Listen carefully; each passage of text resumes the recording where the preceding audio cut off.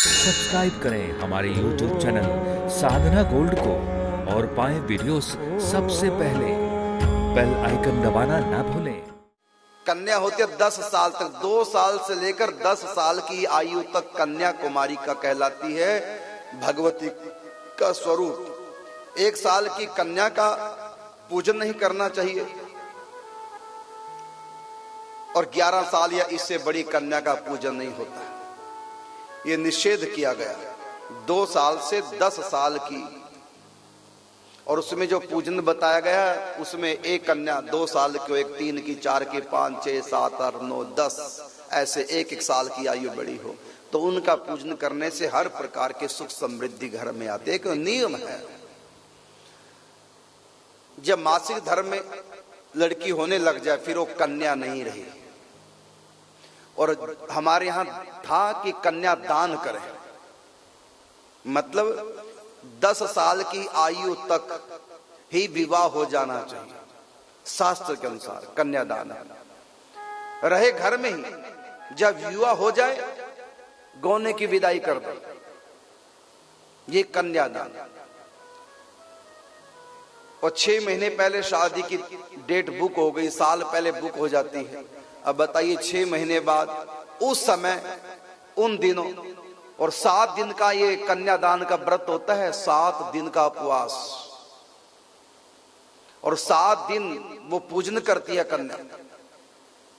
लड़का भी, उसमें देवियों का पूजन होता, देवताओं का पूजन होता, नवग्रहों का पूजन होता, कुल देवता का पूजन होता, ग्राम देवता का पूजन होता, क्षेत्रपाल का पूजन होता। तो कितने पूजन कन्या करती है, दरवर भी करता है। आप बताइए उन दिनों यदि लड़की अपवित्र अवस्था में आ गई है मासिक धर्म में और बड़ी आयु की लड़की, तो कैसे विवाह का वो कर पाएगी पूर्ण।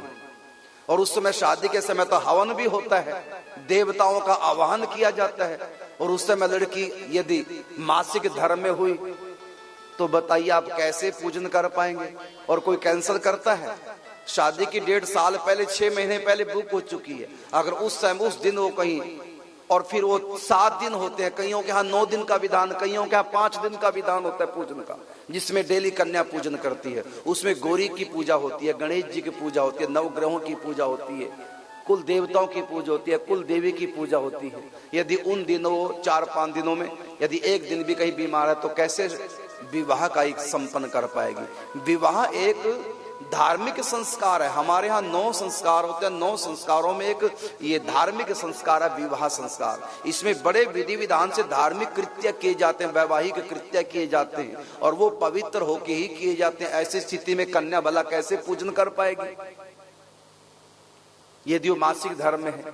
इसलिए सारे काम पहले 10 साल से पहले कन्या का कन्यादान करके निवृत्त हो जाते थे, लेकिन रहती थी कन्या घर में। जब विवाह हो जाती थी उसके बाद गौने की विदाई, ससुराल से आते, ससुराल के पक्ष वाले पति आता है गौने की विदाई करके, जिसको पंजाबी में मुकलावा कहते हैं, फिर चली जाती थी।